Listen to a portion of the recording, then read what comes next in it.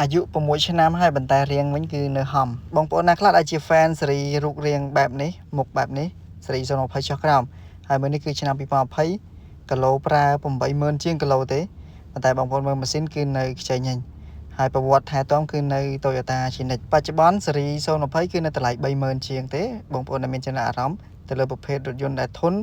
សមចៃសម្បូរគ្រឿងបន្លាស់ទីផ្សារល្អអាចអញ្ជើញមកផ្ទាល់បានហើយមួយគ្រឿងដែរគឺនៅស៊ីមជុំសម្រាប់បងប្អូនដែលមានចំណាប់អារម្មណ៍ពណ៌ក្រហមចង់យកទៅលេងបន្ថែមយកទៅ off road គឺស័ក្តិសមបំផុតជាសម្រាប់020គឺប្រើម៉ាស៊ីន 2.8 លីត្រ 4ម៉ាស៊ីនប្រអប់លេខ6វគ្គអូតូពង2ជាប្រភេទ part time 4 wheel drive ចុះ off road ឬក៏ដឹកទំនិញលក្ខណៈគ្រួសារនិយាយទៅបងប្អូនយកទៅប្រើគឺបានអត្ថប្រយោជន៍ជាកញ្ចប់តែម្ដងហើយសម្រាប់ទីតាំងដាក់បង្ហាញរថយន្តគឺនៅ Toyota សាខាមានជ័យនៅផ្លូវ60ម៉ែត្រនៅទីនេះយើងទទួលទិញចូលដោះដូរ